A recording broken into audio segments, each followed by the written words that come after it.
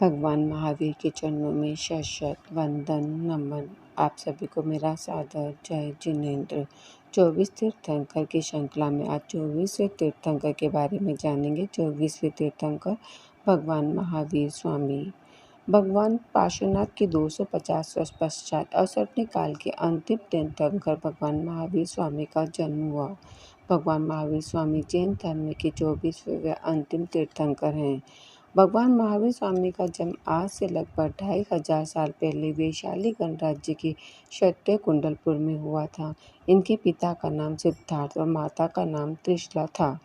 महावीर स्वामी के बचपन का नाम वर्धमान था। भगवान महावीर स्वामी के भाई नंदीवर्धन व बहन सुदर्शना थी।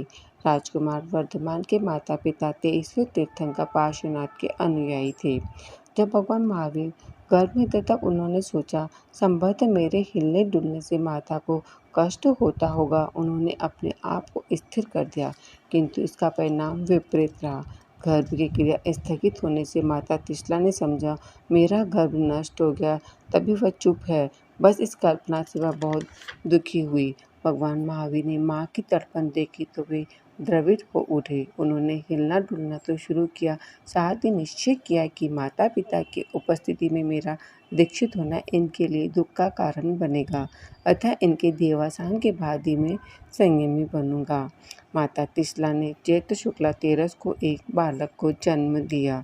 इनकी कुल आयु 72 वर्ष की थी। शरीर का वर्ण स्वर्ण के समान था। शरीर की अवगाहना 7 हाथी प्रतीक चिन्ह सिंह था। जन्म होते ही राजा सिद्धार्थ के धन, वैभव, ऐश्वर्य, सुख, शांति आदि में वृद्धि होने लगी तो बालक का नाम वर्धमान रखा।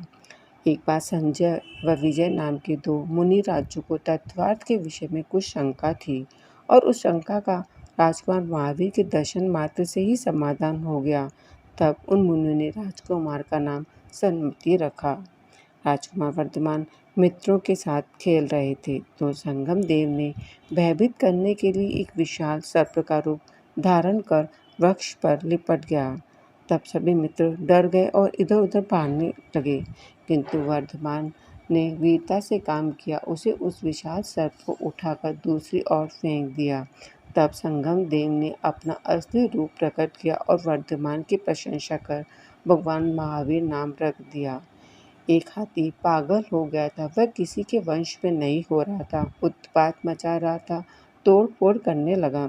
सभी जन घबराकर इधर उधर भागने लगे। जब वर्धमान को ज्ञात हुआ तो वे जाने लगे। तब लोगों ने मना किया, किंतु वे नहीं माने और चले गए। जैसे ही वर्धमान हाथी के सामने आए, वह हाथी स्वयं ही शांत हो गया।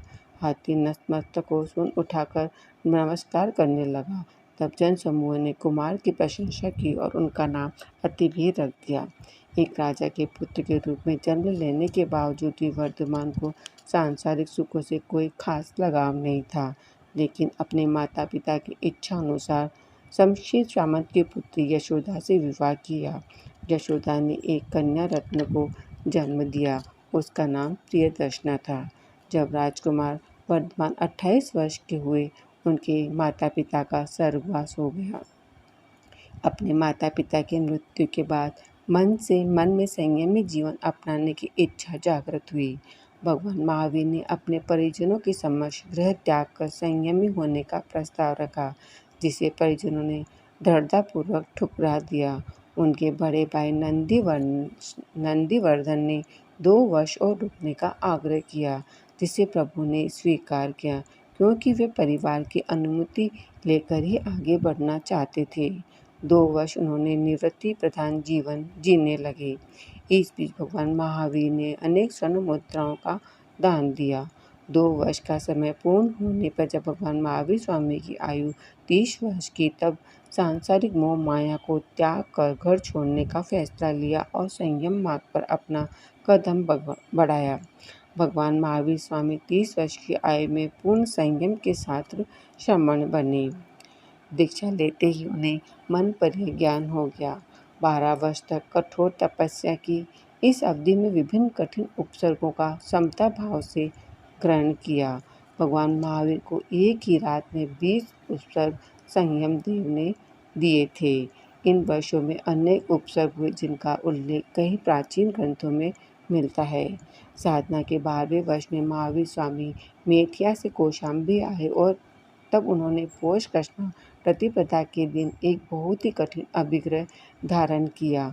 भगवान महावीर का 5 माह 25 दिन के बाद 13 अभिग्रहों का पालना चंदन बाला के द्वारा हुआ। इसके पश्चात 12.5 वर्ष की कठिन तपस्या और साधना के बाद 42 वर्ष की आयु में बिजुपालिका नदी के किनारे शाल वृक्ष के नीचे वैशाख शुक्ला दशमी के दिन केवल ज्ञान व केवल दर्शन की प्राप्ति हुई। केवल ज्ञान प्राप्ति के भक्त भगवान महावीर स्वामी जैन धर्म के 24वें अंतिम तीर्थंकर हुए। केवल ज्ञान प्राप्ति के पश्चात भगवान महावीर ने जन कल्याण के लिए उपदेश देना शुरू किया। अर्धमगधी भाषा में भी उपदेश देने लगे ताकि जनता उसे भली भांति समझ सके। भगवान महावीर स्वामी ने 12 महीनों में से 8 महीने पदयात्रा के माध्यम से अपने धर्म के सिद्धांतों को लोगों तक पहुंचाते थे। शेष 4 महीने एक ही जगह रहते थे तो उसे वर्षावास कहा जाता था। भगवान महावीर स्वामी ने प्रथम वर्षावास राजगृह में बिताया और अंतिम वर्षावास पावापुरी में बिताया। सर्वाधिक वर्षावास राजगृह व वैशाली में बिताया। भगवान महावीर स्वामी ने शमन शमनी श्रावक व श्राविका सबको लेकर चतुर्थ संघ की स्थापना की। भगवान महावीर ने भगवान पार्श्वनाथ द्वारा स्थापित 4 मुख्य सिद्धांतों अर्थात अहिंसा, सत्य, असत्य, अपरिग्रह में 5वां सिद्धांत अपनी ओर से जोड़ दिया जिसको ब्रह्मचर्य कहते हैं। पंच महावत रूपी धर्म चलाया। भगवान महावीर ने अहिंसा, अपरिग्रह और ब्रह्मचर्य पर विशेष बल देते थे और कहते थे कि केवल वही व्यक्ति कैवल्य प्राप्त कर सकता है जो इन तीनों व्रतों का पालन भली भांति करेगा। भगवान महावीर के संवत्सर में 11 गणधर, 14,000 मुनि, चंदना को प्रमुख कर 36,000 आर्यकाएँ, 1 लाख श्रावक, 3 लाख श्राविकाएँ, असंख्याक देव देवियाँ और असंख्याक तिर्यंच थे। भगवान महावीर की प्रथम देशना राजगृह नगर के विपुलाचल पर्वत पर हुई थी। महाराजा शनिक भगवान के संवत्सर में मुख्य श्रोता थे। गौतम स्वामी भगवान महावीर के प्रथम गणधर हुए। इस प्रकार लगातार 30 वर्ष तक प्राणी मात्र को दया, सद्भाव, उदारता तथा आत्मोन्नति का पाठ पढ़ाकर 72 वर्ष की आयु में महावीर स्वामी ने कार्तिक मास की अमावस्या को पावापुरी, मतलब जो अभी बिहार में है, इस नश्वर शरीर को छोड़कर निर्वाण प्राप्त किया।